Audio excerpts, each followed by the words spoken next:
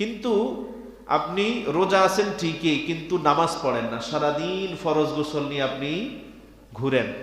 এখন বেনামাজিতর কারণে ওইটাতে একেবারেই ঘৃণ্যত কাজ করলেন, নামাজ ছেড়ে দিলেন। আরেক হলো নাপাক অবস্থায় থাকলেন।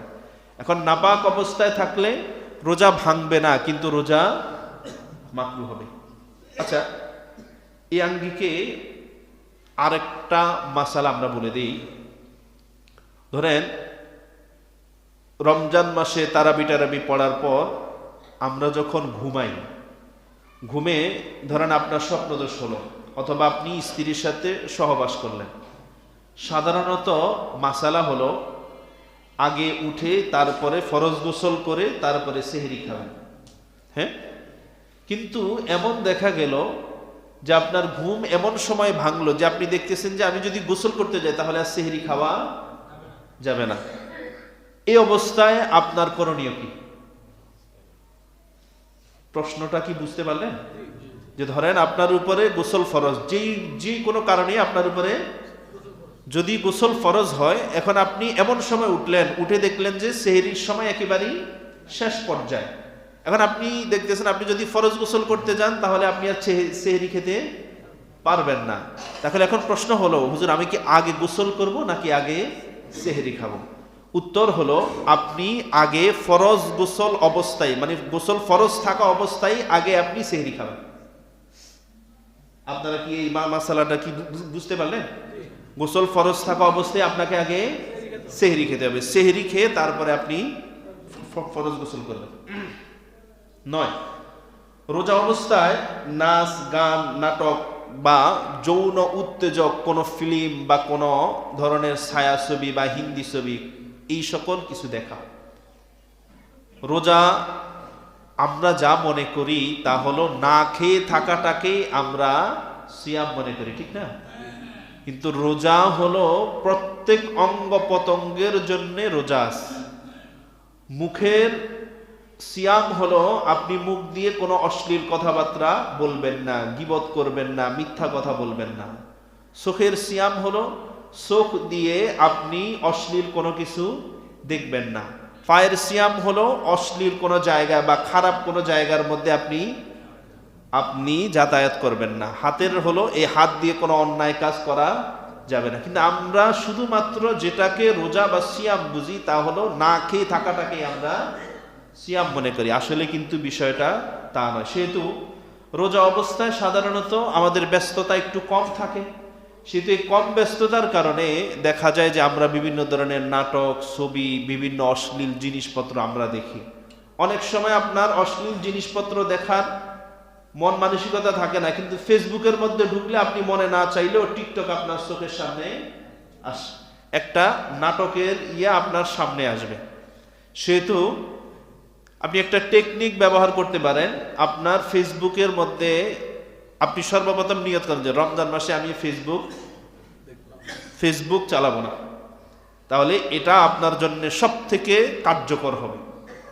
এরপরেও যদি কোনো কারণে যদি আপনাকে চালাইতে হয় তাহলে ফেসবুকটা আপনার একেবারেই আড়ালে রাখবেন, একেবারেই ডিসপ্লের সামনে রাখবেন না।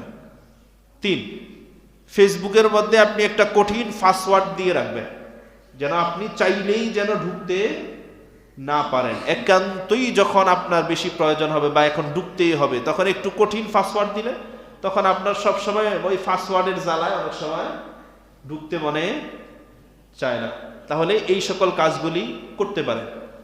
এরপরে হলো মা বোনরা যারা আছি, মা বোনদের রমজান মাসে একটু ব্যস্ততা থাকে কম, সেহেতু ওই টিভি একটা চলতেই থাকে, আর স্টার জলসা, জি বাংলা টাংলা সহ যত ধরনের যা আছে সব কিছু দেখে।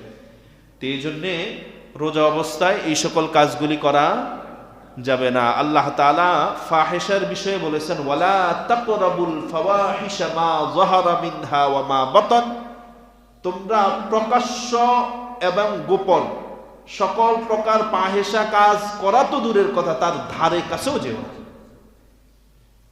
ফাহিশা কাজ তো করা দূরের কথা, তার ধারে কাছেও যেও না। কিন্তু আল্লাহ তাআলা অন্য কোনো গুনাহের বেলায় এটা কিন্তু বলেন না, শুধুমাত্র অশ্লীলতার বিষয়ে বলেছেন ওয়ালা তাকরাবুল ফাওয়াহিশা মা যাহারা মিনহা ওয়া মা বাতান। আবার অন্য সূরার মধ্যে বলেন ওয়ালা তাকরাবুজ জিনা, জেনা করা তো দূরের কথা, জেনা করার উপকরণের ধারে কাছেও যেও, জেনা করার উপকরণের ধারে কাছেও যেও না। সেহেতু আপনার আমার প্রত্যয় হবে এটা যে রমজান মাসে যত বেশি সোশ্যাল মিডিয়ায় অ্যাক্টিভ, যত কম থাকতে পারবেন তত বেশি সওয়াব হবে।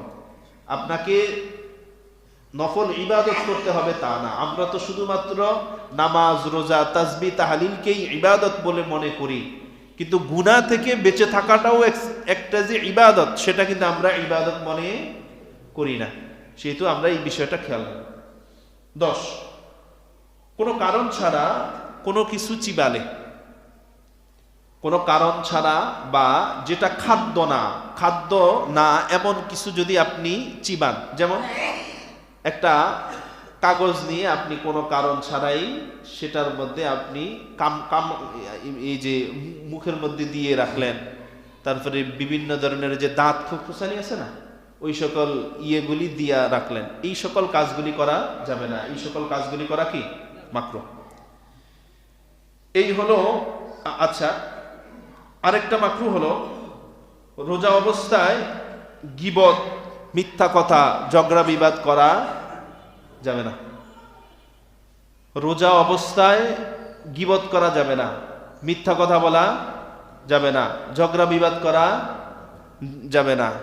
একটা হাদিসের মধ্যে আছে, আল্লাহ রাসূল সাল্লাল্লাহু আলাইহি সাল্লাম বলেন, কোন রোজাদার ব্যক্তির সাথে যদি কেউ ঝগড়া করে বা ঝগড়া করতে চায়, তাহলে সে যেন বলে ইন্নিমরুউন সাইম, আমি তোমার সাথে ঝগড়া করব না, আমি মাশাআল্লাহ। আপনি রোজাদার, আপনার মুখের রোজা হলো আপনি কারো সাথে ঝগড়া বিবাদ করবেন না, মিথ্যা কথা বলবেন না, গীবত করবেন না, শেকাত করবেন না, অন্যের নামে বদনাম করা যাবে না, যা আমাদের কাছে একেবারেই ফান্তাবাদ। প্রয়োজন ছাড়াই আমরা এই সকল কাজগুলি করি। অথচ সূরা হুজুরাতের মধ্যে আল্লাহ তাআলা বলেন, আইয়ুহিব্বু আহাদুকুম আইয়াকুলা লাহমা আখিহি মাইতান ফাকারিহতুমু, তোমরা কি এটা পছন্দ করো যে তোমার আপন মৃত ভাইয়ের মাংস কি তোমরা ভক্ষণ করতে পারবে? মনে হয় আপনারা আমার কথাটা বুঝলেন না। আল্লাহ তাআলা গীবতকে আমাদেরকে উপমা দিয়ে উপস্থাপন করলেন যে গীবত করা মানে হলো আইয়ুহিব্বু আহাদুকুম আইয়াকুলা লাহমা আখিহি মাইতা ফাকারিহতুমু, তোমাদের মধ্যে কেউ কি এটা পারবে যে সে তার আপন মৃত ভাইয়ের মাংস খাবে, ভক্ষণ করবে? এটাকে কি তোমরা পছন্দ করো? কেউ কি এটা পারবে? আপনাকে যদি 1 কোটি টাকা যদি দিয়ে যদি বলা হয় যে আপনি আপনার আপন ভাইয়ের, মৃত ভাইয়ের মাংস খান, এমন ঘৃণ্য কাজ কি কেউ কি করবে? অথচ গীবত করার জন্য কেউ কোনো অফার দেওয়া লাগে না, ওইটা আমরা নিজের স্বইচ্ছায় আমরা এটা করি। সেহেতু অন্য একটা হাদিসের মধ্যে আছে যে আল্লাহ রাসূল সাল্লাল্লাহু আলাইহি সাল্লাম বলেন, যে ব্যক্তি যার গীবত করলো, ধরেন আমি যদি ওনার গীবত যদি করি, তাহলে আমার নেক আমলগুলি ওনার আমল নামার মধ্যে অটোমেটিক্যালি ট্রান্সফার হয়ে যায়। কোনো নেক আমল যদি আমার আমলের মধ্যে যদি না থাকে, তাহলে ওনার গুনাহগুলি আমার আমল নামার মধ্যে চলে আসে। সেহেতু গীবত হলো একেবারে ভয়ঙ্কর। সেহেতু রোজা অবস্থায়ও গীবত করা যাবে না, মিথ্যা কথা বলা যাবে না, অন্যের সাথে ঝগড়া করা যাবে না। রোজার বাহিরেও যত সম্ভব এই সকল কাজগুলি আমরা ছেড়ে দিব। সকলে বলি ইনশাআল্লাহ। গীবত থেকে যদি বাঁচতে হয়, তাহলে আড্ডা যত কম, গীবত হবে তত কম। চার দোকানে যে যত যাবে কম, তার ধারা গীবত হবে তত কম। যত বেশি আড্ডা ফাড্ডা দিবে, তত বেশি গীবত হবে, আপনি না চাইলেও হবে। আচ্ছা, এরপরে হলো কিছু আধুনিক বিষয়। তা হলো কাজা রোজার সাথে কাজা তারাবি আদায় করতে হবে কি? প্রশ্ন। কাজা রোজার সাথে, যেহেতু রোজার রমজান মাসে আমরা তারাবির নামাজ পড়ি, সেহেতু কারো যদি রোজা যদি কাজা হয়ে যায়, তাহলে কি তারাবির নামাজ পড়তে হবে? উত্তর হলো যে না। রোজা যদি কাজা হয় তাহলে তারাবির নামাজ পড়তে হবে না। 2, রোজা রেখে টিভি দেখা যাবে কি? যা বলা হয়েছে যে না, রোজা দেখে টিভি দেখা যাবে না। এখন যদি কোনো ইসলামিক অনুষ্ঠান হয় তাহলে ওই সকল অনুষ্ঠান বা আপনার কোনো কিছু জানার যদি থাকে, বিশেষ করে রমজান মাসে টিভিতে ইসলামিক অনেকগুলি অনুষ্ঠান হয়, অনুষ্ঠানের মধ্যে আবার মাঝে মধ্যে আবার অ্যাডও আসে, যেটা অ্যাডগুলি আবার অশ্লীল থাকে। সেহেতু এই বিষয়গুলিকে যদি আপনি অধিক লাভের আশা না করে, লস যেন না হয়